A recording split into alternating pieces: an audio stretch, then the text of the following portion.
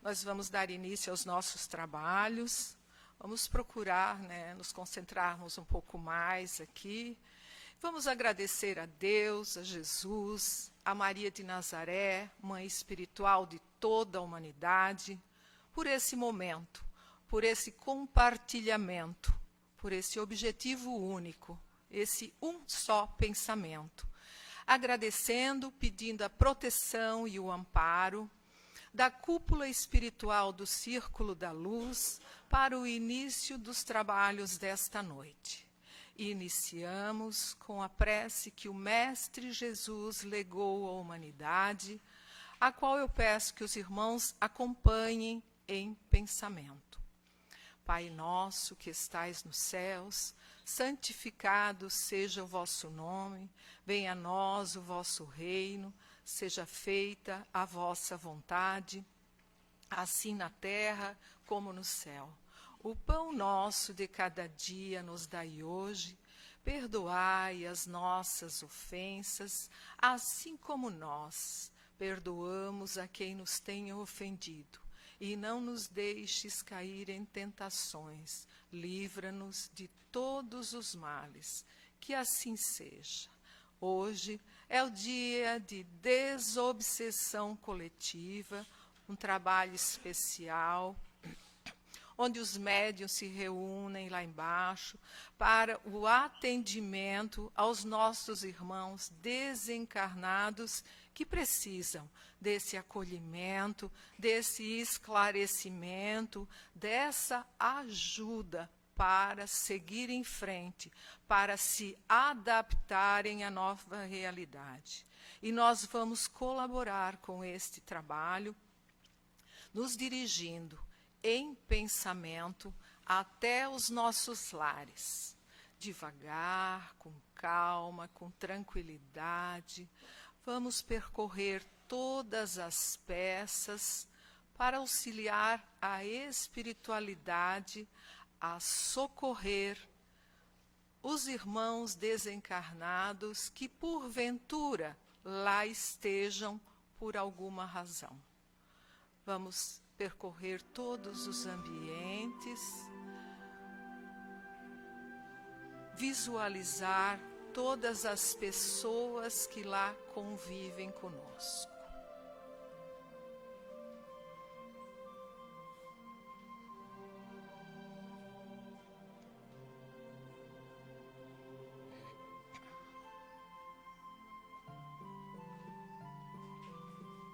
Agora, realizado este trabalho, vamos retornando aqui para a leitura do Evangelho. O Evangelho segundo o Espiritismo, capítulo 27. Pedi e obtereis. É um capítulo que ele abrange qualidade da prece, eficácia da prece, ação da prece, transmissão do pensamento. Se vocês tiverem interesse, depois continuem a ler, porque é muito importante. E hoje nós vamos falar sobre a qualidade da prece. Quando orardes, não vos assemelheis aos hipócritas, que afetadamente oram de pé nas sinagogas e nos cantos das ruas, para serem vistos pelos homens. Digo-vos, em verdade, que eles já receberam sua recompensa. Quando quiserdes orar, entra para o vosso quarto e, fechada a porta, orai a vosso Pai em secreto, e vosso Pai, que vê o que se passa em secreto, vos dará a recompensa. Não cuideis de pedir muito nas vossas preces, como fazem os pagãos, os quais imaginam que pela multiplicidade das palavras é que serão atendidos. Não vos torneis semelhantes a eles, porque vosso Pai sabe do que é que tendes necessidade antes de que lhe peçais. Mateus capítulo 6, versículo de 5 a 8. Quando vos aprestardes para orar, se tiverdes qualquer coisa contra alguém, perdoai-lhe, a fim de que vosso Pai, que está nos céus, também vos perdoe os vossos pecados. Se não perdoardes, vosso Pai, que está nos céus, também não vos perdoará os pecados. Marcos, capítulo 11, versículo 25 e 26. Também disse esta parábola a alguns que punham a sua confiança em si mesmos, como justos, e desprezavam os outros. 2 homens subiram... Vocês me desculpem que eu estou com um pouco de tosse, então estou meio afônica. 2 homens subiram ao templo para orar. Um era fariseu, publicano o outro. O fariseu, conversando-se de pé, orava assim consigo mesmo: Meu Deus, rendo-vos graças por não ser como os outros homens, que são ladrões, injustos e adúlteros, nem mesmo como esse publicano. Jejuo 2 vezes por semana, dou o dízimo de tudo o que possui. O publicano, ao contrário, conservando-se afastado, não ousava sequer erguer os olhos para o céu, mas batia no peito, dizendo: Meu Deus, tende piedade de mim, que sou um pecador. Declaro-vos que este voltou para a sua casa justificado, e o outro não. Porquanto aquele que se eleva será rebaixado, e aquele que se humilha será elevado. Lucas, capítulo 18. Jesus definiu claramente as qualidades da prece. Quando orardes, disse ele, não vos ponhais em evidência, antes orai em secreto. Não afeteis orar muito, pois não é pela multiplicidade das palavras que sereis escutado, mas pela sinceridade delas.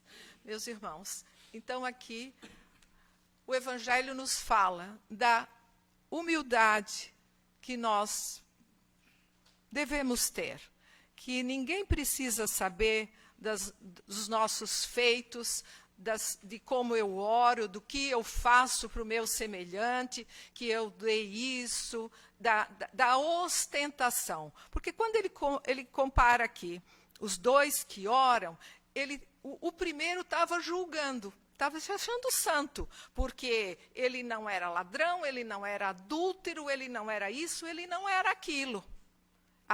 E eu ainda dou o dízimo, né? E o outro diz, meu Deus, me perdoa, eu sou um pecador.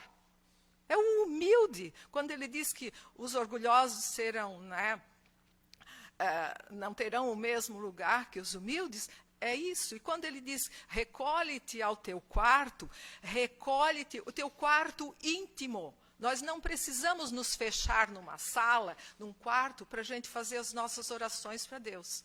A gente faz voltado para o nosso íntimo, reconhecendo os nossos defeitos, reconhecendo que o compromisso da melhora é meu, é pessoal e intransferível.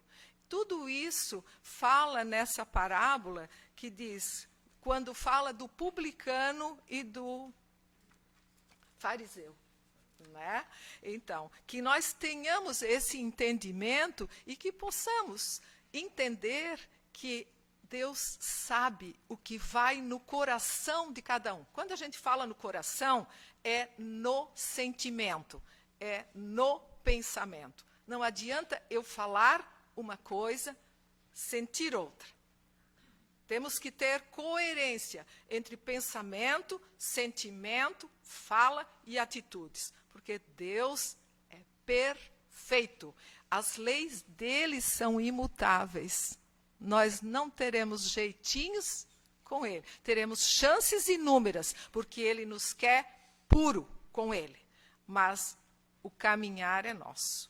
Então, que assim seja.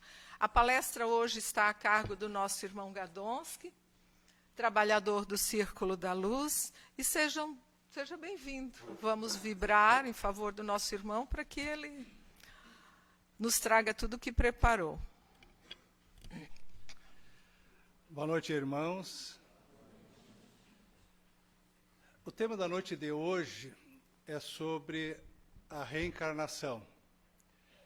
A nossa irmã lendo, leu aleatoriamente, que nada é ao acaso, e exatamente nos traz o processo da reencarnação.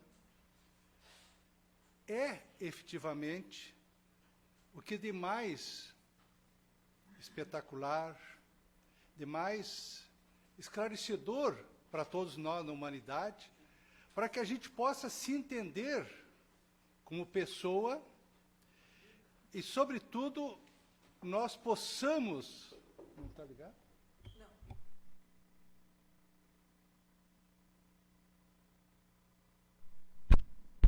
Agora sim.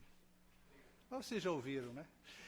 Então, a reencarnação é o que é de mais puro, mais fácil, mais palpável de entender a justiça de Deus. Por quê? Mesmo que nós, sendo filhos dos mesmos pais biológicos, somos netos dos mesmos avós, parentes, uma família consanguínea, somos diferentes. E essa diferença é latente, fisicamente. Mesmo gêmeos têm umas peculiaridades, têm uma semelhança, mas são diferentes. Então, nós costumamos dizer que Deus não é justo, porque me fez assim, assado, com esses defeitos.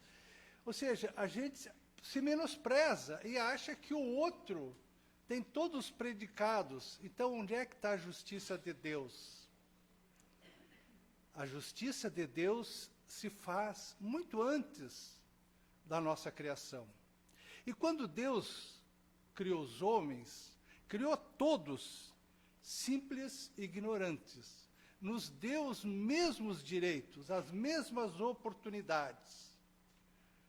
Então, nós somos diferentes porque nós somos espíritos diferentes. Vestimos uma roupagem que respeita a nossa origem consanguínea, a região onde a gente vive, os meios de comunicação, e somos diferentes, mas o pensamento voltado a Deus tem que ser o mesmo. Quem já morou, residiu, o mesmo passeando, vai em outras regiões do Brasil, a gente vê como somos diferentes. Tive a oportunidade de trabalhar e morar um ano só no Nordeste, João Pessoa, na Paraíba. É impressionante a diferença. Como eu nunca tinha saído do Sul, eu encontrei tudo diferente. A fisionomia das pessoas, o modo de ser, a alimentação, o clima. Eram melhores e os piores? Não, não. Eram diferentes. Eu era diferente para eles. Eles me olharam como alienígena. Aí, pela estatura, pelos gestos, pelo vocabulário, pelas gírias, às vezes queriam que eu traduzisse. Porque tudo é Brasil. Imagina nós se compararmos com o Japão, com a China, outros países, somos diferentes, mas todos filhos de Deus. E a justiça está aí. Ela nos dá a oportunidade de nós retornarmos na matéria para continuar nossa jornada. E, por vezes, precisamos voltar para a mesma família consanguínea, para os reajustes, para os acertos. Por ora viemos filhos, podemos vir pais, ora viemos homens, viemos mulheres. Aí que está a justiça de Deus. Porque quando é que nós trocamos de sexo para reencarnar? Em tese, estamos encarnados sexo masculino, vamos para o plano espiritual, vamos passar um bom tempo lá para nos recuperarmos e nos entendermos, vamos nos enxergar como sexo masculino, como estamos daqui. Porque a morte não nos torna nem santos nem demônios. Continuamos a mesma coisa. A decepção, quando chega lá, é o tempo que nós perdemos enquanto estivemos encarnados.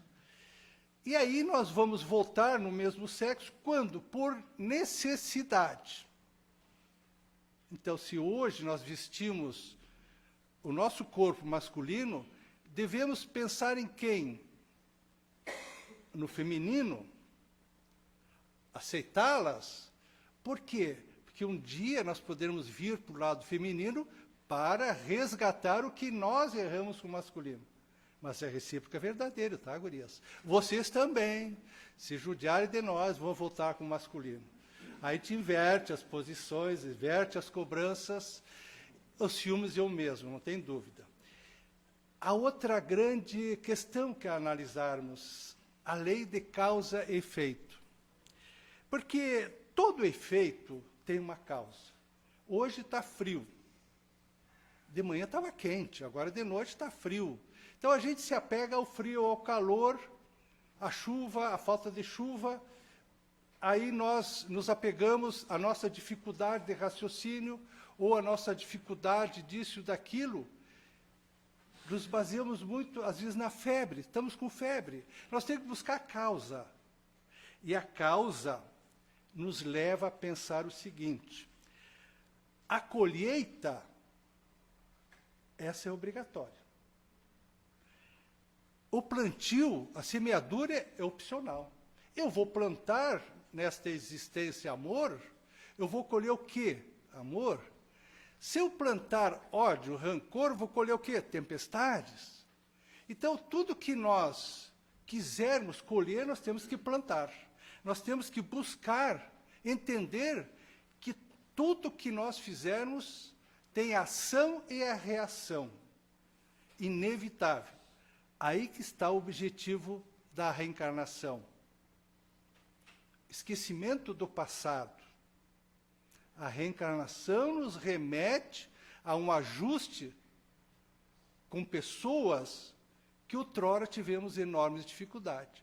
E com a lei do esquecimento, nós reencarnamos numa família, obviamente, sem saber o que éramos e o que fomos em vidas passadas. Porque senão nós dificilmente quereríamos voltar para aquela família. Nós trouxemos do plano espiritual insights, tendências. Por vezes nos encontramos numa família com dificuldade de relacionamento, de amar, ou às vezes a gente ama a pessoa da nossa família, mas não se entende. E outras vezes o que se faz? Se encontra alguém no colégio, no trabalho, na sociedade, na casa espírita, se dá maravilhosamente e diz, esse é meu irmão. Tá? Claro que pode ter sido de vidas passadas. Então, nós não podemos repelir aquele que nós temos antipatia, porque vão ter que voltar para resgatar. Então, quando a gente sentir algo que não está, nosso santo não bate. Faça bater, porque vai ter que voltar para bater. Então, se acerta o quanto antes, na jornada. A reencarnação nos faz entender os desníveis sociais. Como entender que certas pessoas, vamos falando nas questões materiais, certas pessoas são ricas, tudo que fazem gera riqueza, os outros não. Trabalho, só aumenta as dívidas. A pessoa tem uma inteligência de fazer inveja, outros são pacos de inteligência. A reencarnação nos ensina isso. Que enquanto nós tivermos os talentos para aquela encarnação, façamos o bom uso. Porque se numa encarnação nós viemos com a capacidade de riqueza material, não é o acaso. E a riqueza, a sabedoria, a inteligência são dos instrumentos que nos levam ao erro. Porque quem é rico se tem como rico natural. Eu trabalhei, eu produzi, é meu, eu vou usufruir da minha riqueza. O outro que vai fazer o que eu faço. Ele esquece que nós somos fiéis depositários de Deus. Deus nos deu talento para sermos ricos. Claro que vamos utilizar dos bens materiais da riqueza, sim, mas vamos dividi-la. Porque se mal usarmos a riqueza, vão ter que voltar para os ajustes. E assim outras tendências. Também a reencarnação nos explica as desencarnações prematuras. Quem não se choca, quem não se abala quando uma criança tenra idade volta para o plano espiritual? Os jovens, como se diz, na flor da idade, morreu. Não, ele não morreu. Morreu o corpo. Ele fez a passagem para o plano espiritual.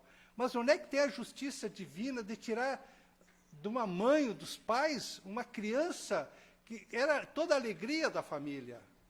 É que aquela criança, o espírito é milenar, por vezes até mais velho que o espírito dos pais. Veio e cumpriu a sua jornada. E os pais devem entender o que representou aquela criança para eles. Uniu o casal, uniu a família, produziu amor, produziu esperança. Então vamos ficar com esse sentimento.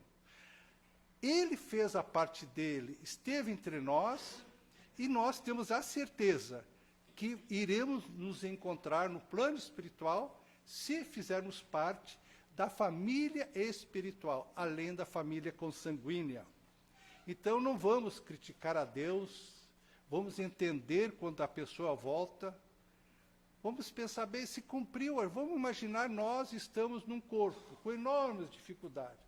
Muitas vezes nos achamos, sentimos como prisioneiro. Estamos num presídio. Tá bom, que sejamos, estamos no presídio. Aí nós vamos cumprir a nossa pena, queremos liberdade. Aí os outros que ficaram na cadeia vão dizer que é injustiça ter sido liberado aquele. Mas se ele cumpriu a pena, então vou desejar a boa sorte que ele vai. Porque o nosso mundo não é aqui na Terra, é no plano espiritual. Nós somos viajores no plano aqui na Terra. Aqui nós estamos de passagem. Por isso que se diz, quando nós desencarnamos, nós fazemos uma passagem do plano de encarnado para o plano espiritual. E algo muito importante é o laço de família. A reencarnação, ela busca unir numa família consanguínea espírito que por vezes estamos distanciados no amor, no respeito.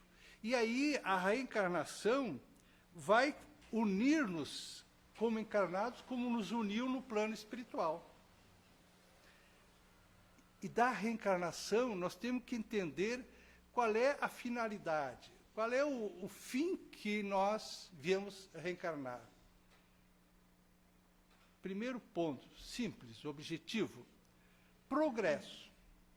Nós estamos aqui para progredir. Ninguém vai voltar atrás, ninguém vai reencarnar como um animal, ninguém vai reencarnar num mundo vegetal. Não. Nós estamos nesse estágio hominal e vamos assim continuarmos. Na pior das hipóteses, nós vamos estacionar. Mas nós viemos para o progresso. E qual o progresso? 2. Moral e o intelectual. O intelectual é quase que naturalmente a gente evolui, porque estuda, vai para a escola, lê, a gente evolui a nível intelectual, melhora a inteligência, mas o moral já é mais difícil. Domar os sentimentos, respeitar o próximo é tão difícil. Bonito falar, mas na prática é complicado. Mas se a cada dia nós fizermos um gesto de melhora, nós vamos estar ganhando. Ao aceitar uma pessoa diferente de nós não estamos fazendo favor para ela. É para nós mesmos. Nós estamos vencendo o orgulho, a vaidade, e nós buscar conviver. E o que o espírito faz quando não está encarnado? Encarnado entendemos todos nós que nós estamos numa matéria, no corpo. Então, na erraticidade, o espírito o que faz? Faz um exame de consciência, porque lá ele tem mais liberdade. Ele encontra pessoas, amigos, professores, o espírito guardião, o anjo da guarda, o mentor, lá ele se acha. Enquanto que nós, encarnados, nós sabemos que existem, recebemos influências, mas lá é muito mais. Então, o que ele faz? Ele vai fazer uma contabilidade. O que eu fiz na última encarnação? Então, ali ele vai ver o tempo que ele perdeu no orgulho, o tempo que ele perdeu na riqueza ou na pobreza. Aí ele vai se comprometer e pedir uma nova reencarnação. Aí ele vai se programar e prometer para ele mesmo que esse erro não vou mais cometer. Aí ele volta. Então, é uma das finalidades. A expiação. Nós viemos também basicamente por 3 motivos. Expiação, prova e missão. Expiação é pagar os débitos. Prova é o aperfeiçoamento do espírito. E a missão é uma tarefa a ser cumprida. Quando nós vamos para a escola, o que a gente quer fazer? Queremos resgatar a nossa ignorância, buscar conhecimento. E a prova é quando nós nos submetemos para saber se nós aprendemos. Nós buscamos o aperfeiçoamento através do estudo. E a missão é quando nós, o que aprendermos, nós transmitimos, nós compartilhamos. Porque a maior soma é quando nós dividimos conhecimento, dividimos amor, respeito. E diz o Evangelho, a reencarnação fortalece os laços de família, família espiritual. Por quê? Porque quando nós estamos no plano espiritual, nós temos uma visão muito mais alargada, alongada. A gente vê espíritos conhecidos de outras encarnações, paixões maiores. Nós temos mais liberdade de relacionamento. E quando encarnados, nós ficamos restritos ao nosso convívio doméstico. O que acontece? Quando nós reencarnamos, nós não quebramos o vínculo com aqueles que ficaram no plano espiritual. Não. Pelo contrário, se nós viemos em paz, eles ficam trabalhando para nós aproveitarmos essa existência. E nós aqui, pela saudade, pela intuição, pelos insights, nós vamos saber que temos um sentimento maior por alguém que a gente não consegue entender. Aí quando nós vamos dormir em paz, depois de uma prece, nós vamos fazer o quê? Pedir para o nosso mentor encaminhar nosso espírito para estar na companhia de espíritos superiores. A gente se acorda faceiro, como se tivesse convivido com a sogra no plano espiritual, volta feliz, a volta de bem. Então, nós, pelo merecimento, a gente pode se encontrar com espíritos afins. Agora, quando nós buscamos, numa encarnação, sempre está querendo superar alguém, sempre querendo se impor a alguém, vai criar atritos, vai desmanchar esse laço familiar. E aí nós começamos a ter dificuldades. Felizes por se encontrarem juntos, esses espíritos se buscam uns aos outros. Quando nós, no plano espiritual, nos encontramos em família, a gente quer estar juntos sempre. E quando nós reencarnamos, nos afastamos fisicamente. Quando retornamos, um procura o outro. E normalmente um ajuda o outro para crescer, para evoluir. Então, no retorno à reencarnação, nós podemos pedir para nós estarmos na mesma família, com os amigos, porque a afeição real é de alma a alma. Não é só afinidade, o gosto material, aquele amor que a gente tem em geral, mas é realmente aquela afeição que transcende qualquer interesse com o outro. E qual é a necessidade da encarnação? É punição a pergunta que foi feita para os espíritos superiores? É. Para aqueles espíritos que estão culpados, são os culpados pelo que eles semearam. Aí é punição, porque eles vêm mais para resgatar do que para a missão ou do que um aperfeiçoamento. Ele vem para, efetivamente, pagar os seus débitos. Ele fez uma longa compra a prazo, fugiu da cidade, não pagou, mas mais cedo ou mais tarde ele vai ter que pagar aquela conta. Assim é a encarnação. E nós, na vida corporal, é necessário para nós seguirmos os desígnios de Deus. Deus nos criou simples e ignorantes para evoluirmos, para crescermos, para ajudarmos a humanidade também a evoluir e crescer. Aqui, encarnados, nós vamos, pela atividade do desenvolvimento da inteligência, nós vamos poder ser mais úteis à sociedade. Porque nós precisamos, efetivamente, valer o tempo que estamos aqui. Nós precisamos cumprir a nossa jornada. Nós devemos deixar aquela zona de conforto.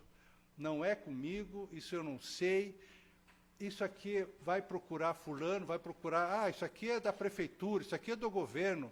Não tem nada a ver. Essa pessoa está desempregada porque alguma coisa errada ela fez. Não, não. Nós temos que buscar ser útil à sociedade, buscar ajudar o nosso irmão, estender os braços, sermos úteis na profissão que nós escolhermos, na jornada que nós estivermos envolvidos, numa casa espírita, numa escola. Porque se nós não bem usarmos esse tempo, nós vamos ter que voltar para completar a jornada.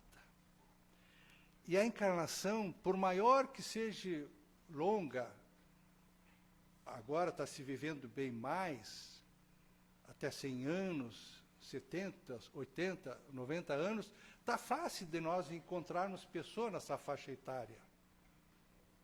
Eu me olho no espelho e às vezes não acredito que eu sou septuagenário. É assim, 70 anos, né? Já sou.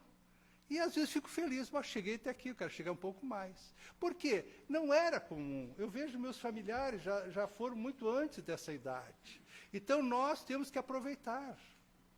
Mas o que nós queremos? Qualidade de vida, aperfeiçoamento intelectual e moral. Porque a encarnação nada mais é como se fosse um dia de trabalho, perante todas as existências que nós somos milenares. Então, vamos dizer, 100 anos que a gente está numa encarnação, é um décimo, um milésimo do que nós já vivemos. E a outra, a reencarnação não é invenção dos espíritas, não é invenção de Allan Kardec, não, não. A reencarnação já era um dogma praticado por muitas religiões antigas, muitas. Sócrates, Platão já falavam em reencarnação. Não com essa palavra reencarnação, porque a palavra reencarnação, efetivamente, foi Allan Kardec que escreveu, que organizou. Mas ela sempre existiu. E como é que nós vamos entender da reencarnação? Quando é que ela se dá em reencarnação? Que nós, como espíritos, ainda no plano espiritual, ele vai estar com uma mãe. E aí, como é que existe o quê? Um laço fluídico que une aquele espírito à mãe pelo um laço que é unido no momento da concepção. É por isso que o aborto é crime. Já existe um ser, um germe. Então, no momento que há a concepção, já está gerado um novo ser. Um espírito vai habitar aquele corpo. Então, no momento que há a união, o perispírito, aquele corpo semimaterial que reveste o espírito, ele vai diminuindo o seu poder de vibração para ser, aos poucos, minimizado e vai ficando mais inconsciente, justamente para ter o esquecimento quando nascer. E aí, o processo da reencarnação começa na concepção e termina a reencarnação em torno dos 7 anos. Por quê? A partir dali, a criança ela vai estar só? Não. Ela vai continuar ainda com a proteção espiritual do seu anjo da guarda, mas ela vai ter que começar a caminhar pelas suas pernas. A gente sabe que hoje crianças de 3, 4 anos estão numa evolução de inteligência, de tarefa extraordinária, mas a reencarnação completa-se aos 7 anos. Se nós tivermos dúvida se existe a reencarnação, se o espírito volta para essa vida, basta nós prestarmos atenção no que Jesus falou. O que ele disse à humanidade? Meu reino não é deste mundo. Há muitas moradas na casa do meu Pai. Ninguém pode ver o reino de Deus se não nascer de novo. O que ele falou com essas três colocações? A reencarnação. Porque se o reino não é neste mundo, existem outros mundos habitados. Não exatamente por pessoas como nós, terráqueos, com esse corpo, mas com o corpo e o perispírito comum àquele mundo. Se é um mundo primitivo, porque nós estamos no planeta de provas e expiações, indo para a regeneração, tem mundos primitivos, aonde o ser humano é bem mais grosseiro, o corpo é mais animalizado, como nós fomos no planeta Terra. No momento que nós evoluirmos, nós vamos para planetas melhores, o nosso corpo material ele vai se diluindo. E não tem tanta necessidade, porque quando nós éramos da caverna, nós tínhamos cabelos, cabeleiras, nós não tínhamos unhas, tínhamos garra. Então nós tínhamos uma série de instrumentos para alimentação, defesa. Agora nós fomos evoluindo. Hoje a gente vê as crianças que vêm bonitas fisicamente, inteligentes, desprovidas de uma série de coisas que ainda nós outros temos. Então, quando nós começarmos a buscar entender a reencarnação, nós buscamos nas palavras do Mestre Jesus. Que tipo de reencarnação nós temos? Várias, como foi dito. Expiação, prova e missão. Uma que está na obra Missionários da Luz, de André Luiz, através de Chico Xavier, nos relata o resgate que uma família tinha que fazer. Então, quando existe a reencarnação para resgate, é bem complicado. Vamos imaginar, na encarnação atual tinha um casal, Adelino e Raquel. Viviam bem, se entendiam bem, já tinham um filho, estavam aquele famoso casal feliz. Estavam tão bem que eles queriam um segundo filho. Também religiosos, tinham o hábito da leitura, e à noite se reuniam, oravam e pediam um novo filho. Porque eles tinham a consciência que nós, ao termos filhos, nada mais somos que fiéis depositários. O filho é de Deus, é um espírito de Deus. Aí, também por merecimento, eles eram levados em espírito durante o sono para o plano espiritual, aonde eles recebiam, como todos nós recebemos, orientações. Olha, vocês estão desejosos por um filho, está chegando o momento e nós vamos prepará-los para receber esse novo filho. Aí eles ficaram felizes da vida, tudo mais. Até que apresentaram o espírito para ele. Os dois se revoltaram, principalmente o homem. Por quê? Descobriram que aquele espírito, em outra encarnação, se chamava Sigismundo. O nome já é de assustar. Quem tinha sido Sigismundo na outra encarnação, com o casal? Ele, Sigismundo, assassinou Adelino, que era esposo da Raquel, assassinou o Adelino para ter Raquel como mulher, não como esposa, como mulher. Então ele já cometeu um crime, já aumentou seus débitos, vai ter que resgatar. E mais, o que ele fez? Não satisfeito, ele levou a Raquel à prostituição. Cometeu segundo crime, numa só encarnação. Aí, quando o Sigismundo pedia uma reencarnação, também, nem sempre o espírito vai para onde pede, ele vai por necessidade. Aí foi colocado para ele, tá bom, vamos te dar uma oportunidade, mas tu há de vir como o segundo filho desse casal. Quando ele viu o casal nessa encarnação, feliz, com o filhinho, ele queria, eu quero para lá que eu vou. Quando for para o plano espiritual, aí caiu a máscara. Aí ele reconheceu quem era Adelino, quem era Raquel. Ele disse, não vou. O que eles vão fazer comigo? Eles vão saber que eu matei um e prejudiquei a outra? Por isso, o véu do esquecimento. Aí, tanto fizeram o plano espiritual, os mentores que são encarregados da reencarnação, disseram, é bom para os três. Se vocês três se entenderam nessa encarnação, nas próximas, vocês podem formar uma família espiritual, um ajudando o outro, um ajudando o progresso do outro, mas vocês vão ter que passar por esse resgate muito pesado. E assim fizeram. E já deve ter voltado para o plano espiritual, porque esse livro já foi escrito há bastante tempo. Agora, uma questão muito relevante. Seguidamente, nós espíritas somos questionados. A reencarnação é invenção de vocês. O que a gente diz? Não, está na Bíblia. Como está na Bíblia? Está na Bíblia. Aí, porque muitos de nós lemos, às vezes, o livro, lemos a Bíblia, sabendo de cor, mas a gente não se atém. A gente até recita. Está em Mateus 17.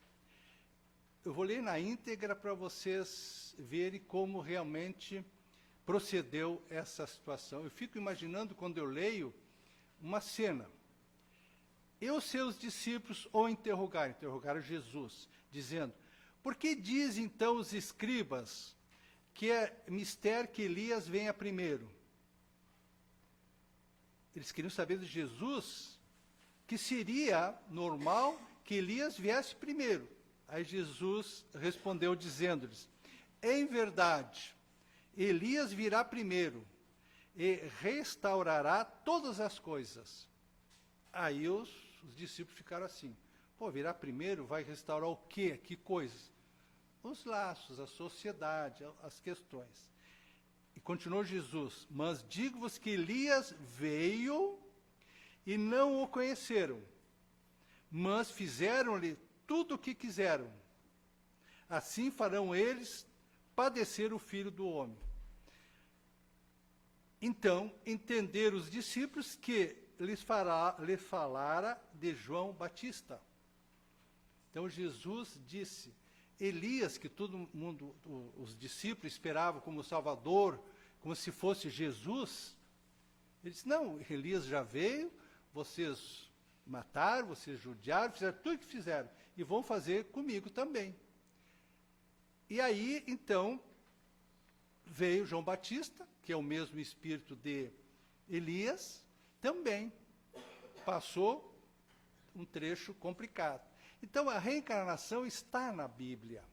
Então, nós precisamos entender que as reencarnações não são só para sofrimento. Não, não. Deus não nos criou para o sofrimento. Deus nos criou para sermos felizes. Mas a felicidade é relativa. Nós somos espíritos relativamente. Deus é a perfeição plena, absoluta. Nós ainda não. Mas há muitas encarnações maravilhosas, entre nós mesmos. É só nós valorizarmos mais o que nós temos e parar de reclamar o que nos falta. Pô, se nós temos família, é difícil a convivência? É, mas vamos tentar nos ajustar. Nós temos trabalho, emprego. Quando a gente está empregado, a gente sempre está reclamando do patrão, do salário, do colega. Mas quando desempregado, a gente sente falta.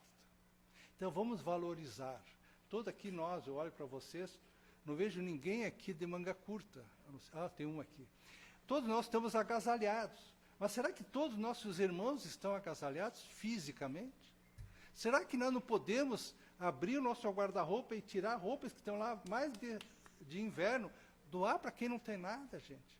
E a casa faz um trabalho maravilhoso de assistência social. Agora vamos falar de encarnações bonitas, até como exemplo para nós, que são reencarnações missão. A veneranda Joana de Ângeles, que é a mentora de Divaldo Pereira Franco, ele a chama assim de veneranda. Quem foi ela? Joana de Cusa, à época de Jesus. Ela foi Juana de Asbage, no México. foi Soror Joana Angélica de Jesus, na Bahia, segundo se sabe, a última encarnação dela. Bezerra de Menezes, que a gente temos muita fé, sabemos que ele foi o médico dos pobres, ele como espírito, ele dirige uma equipe maravilhosa que cuida da saúde física, espiritual e mental de todos nós. Foi Zaqueu, aquele cobrador de impostos à época de Jesus, que todo mundo detestava. Lógico que, daquela época até Bezerra de Menezes, no Rio, que ele nasceu no Maranhão, Ceará, e depois ele se transferiu para o Rio Grande do Sul. Lá também ele foi beber água. Aí ele fixou no Rio de Janeiro, onde inclusive ele foi presidente da FEB. E ele teve tantas encarnações intermediárias. Joana d'Arc, quem conhece a história de Joana d'Arc fica admirado. Era uma jovem de 18 anos que adentrou as forças militares e conseguiu apaziguar uma guerra de 100 anos entre a França e a Inglaterra. A Igreja Católica tornou-a santa. E quem foi ela? A última encarnação de Judas Iscariotes. Então veja bem como nós temos chance. Pode ser que a gente não seja uma Joana, mas um dia nós seremos algo melhor. Depende de nós. Hipólite Leon Denisard Rivail. Quem estuda a doutrina sabe quem é, mas poucos sabemos quem é. Foi Allan Kardec. Era um sacerdote druida à época do imperador Júlio César. Então, na época, lá ele já tinha conhecimento das leis de teologia e foi preparado para reencarnar na França e nos codificar a doutrina espírita. Outro que todos nós admiramos, Francisco de Assis, pelo seu amor, pelo que ele transmitiu à sociedade de pobreza, provou que a gente pode viver sem os bens materiais. Ele abdicou toda a riqueza do seu pai, da sua família, para ser um servo de Deus. Quem ele foi? João Evangelista. Então, foi aquele que foi o grande, vamos dizer, o Espírito encarnado como João Evangelista, que Jesus na cruz disse, eis a tua mãe. Então, Jesus tinha um carinho extraordinário por ele. E ele pediu uma encarnação para suportar tudo isso como missão, e ele veio. Então, nós temos esperança que essa encarnação é a nossa melhor. Vamos nos preparar para outras tantas. A todos vocês, uma boa noite, um bom fim de semana. Muito obrigado.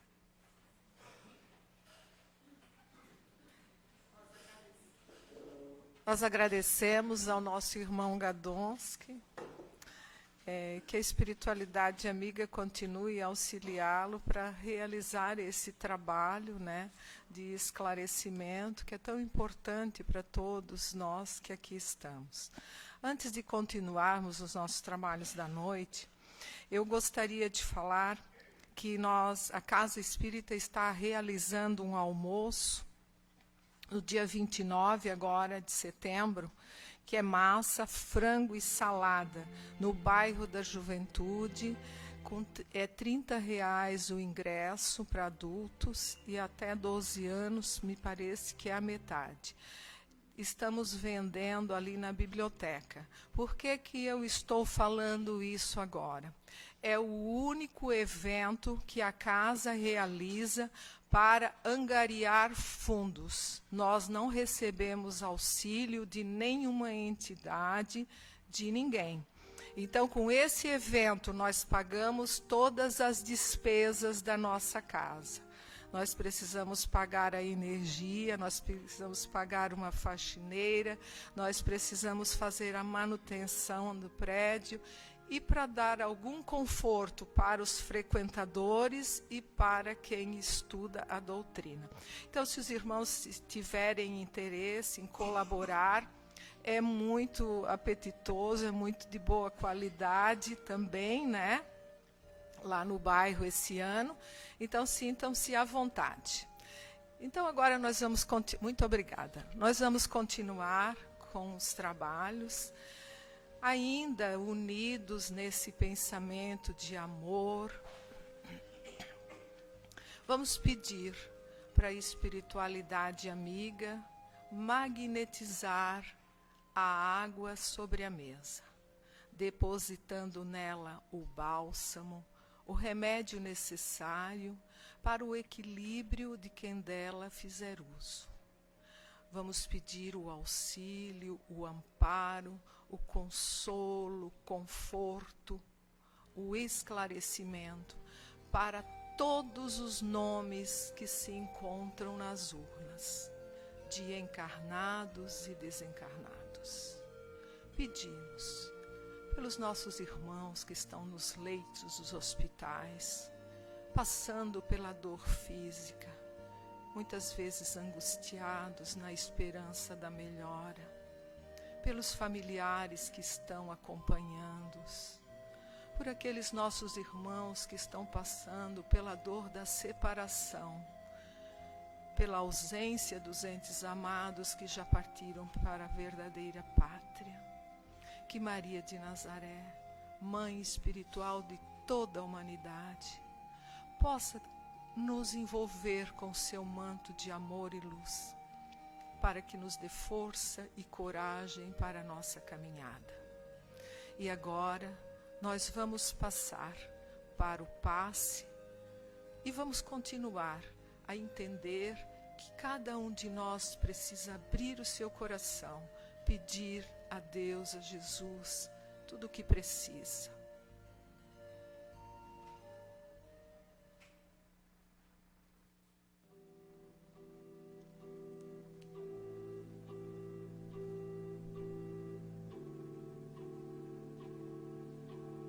Fechem seus olhos, esqueçam preocupações, pensamentos. Comece a respirar fundo. Comece a pensar no seu espírito protetor, que está agora ao seu lado, tentando estabelecer um contato com você. Sua família espiritual.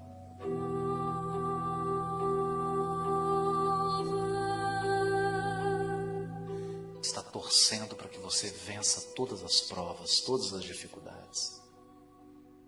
Espíritos que te amam profundamente, que estão esperando por você, estão olhando, chorando, sorrindo. Eles não podem tirar você das experiências. Eles não podem viver a experiência por você. Mas eles te amam profundamente, estão ao seu lado. Estão te inspirando, te dando ideias, fortalecendo o seu coração. Sinta agora esse profundo amor. Sinta o quanto você é amado, o quanto você é acompanhado, o quanto você é um coração querido.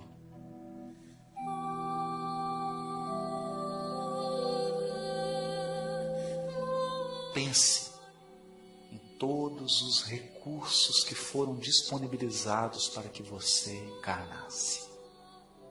Todas as providências que foram tomadas para que a sua encarnação chegasse ao ponto que chegou até agora. Pensa nisso. Quantas criaturas se movimentaram? Quantas pessoas foram chamadas a colaborar para que você estivesse vivo aqui agora? Para que você tivesse a profissão que tem, para que você tivesse os recursos que tem, para que você tivesse as oportunidades que você tem. Sinta esse amor.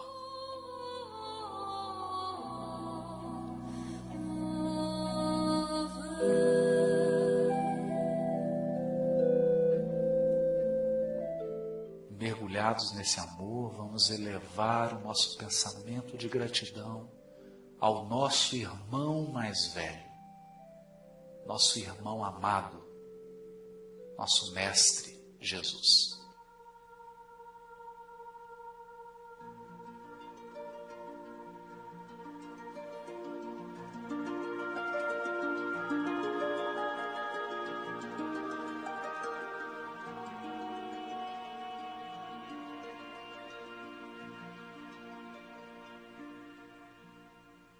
Mestre. Muito obrigado por ter nos colocado onde nos colocou, Senhor. Nessa noite, Senhor, eu quero te agradecer a todas as dificuldades da nossa vida, porque elas estão nos tornando mais fortes, Mestre. Mas, por favor, Senhor, nos ensina a confiar no Teu coração, mesmo quando a tempestade for intensa. Nos ensina a confiar na Tua direção, mesmo quando tudo parece estar perdido. Ampara os nossos familiares, Mestre, os nossos entes queridos, cuida de cada um deles. Amplia a nossa percepção espiritual da vida, Jesus. Nós que estamos dormindo, estamos distraídos, estamos cegos. Nos ensina a ver a beleza da nossa vida, a beleza da nossa programação espiritual, Jesus. A beleza das providências que são tomadas a cada dia. Esses corações queridos que choram, que sorriem, que nos amam e que nos envolvem. Que nunca nós nos esqueçamos desse amor, Mestre. Que nós possamos seguir o Teu Evangelho de luz, iluminando os nossos espíritos nas Tuas lições imortais. Ampara os trabalhadores, fortalece o coração de cada um deles. Que cada um possa sentir a sua missão espiritual, o propósito da sua encarnação, o motivo de estarem nessa cidade. E que cada um sinta queimar no seu coração a certeza de que todos chegaremos bem com o Teu auxílio. Ampara-nos, Mestre, agora e sempre, que assim seja, Senhor.